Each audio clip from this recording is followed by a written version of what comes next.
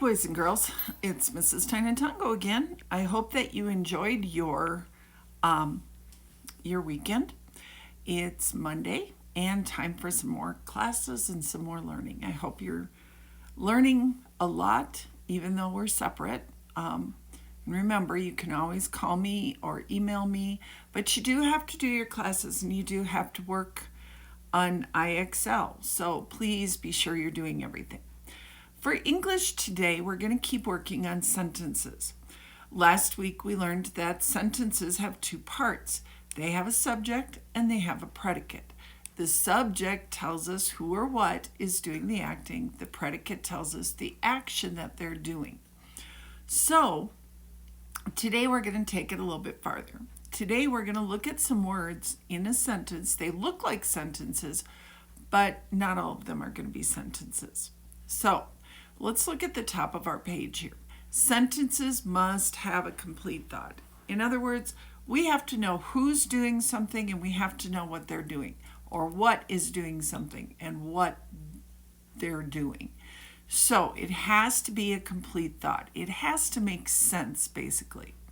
So I would suggest that when you're doing your IXL, you read the sentence out loud and figure out if it sounds like a complete thought. If it doesn't, it's going to be called what we call a fragment. So, sentences must have a complete thought. They must have a subject, the who or the what, and it must have a predicate, the action. If one of them is missing, if you're missing the subject, the who or the what, or if you're missing the action in the sentence, then it's going to be called a fragment. So these are the two things we're looking for. It's either a sentence or a fragment. So I wrote some sentences down below. I'm going to read them out loud, obviously, and we're going to listen and see if they have a subject and a predicate. The lion roars loudly. Who?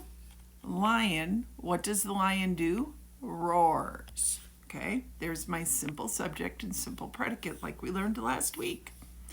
Children learn many new things. Who? Children. What do? They learn. Okay? So both of those would be sentences because I have a subject in each one and I have a predicate in each one. Now, let's look at this one. At the zoo. That doesn't sound like a sentence to me because I don't know who's at the zoo or what's at the zoo. All I know is at the zoo. So this would be what we call a fragment. Okay, and my next one, the polar bear. I don't think that's a sentence because I don't know what the polar bear is doing. It just tells me the polar bear. So this also would be a fragment. That's what you're going to be watching for. Complete sentences that have a complete thought. They have a subject. They have a predicate. If it doesn't have both the subject and the predicate, then it's going to be what we call a fragment. It's not a complete sentence. So you are going to go to IXL and you are going to do the next section on IXL. And it will be marked from the teacher oval, the yellow oval on the bottom. Be sure that you have done all of those skills, okay? So for tomorrow, or till tomorrow, enjoy your day. Bye.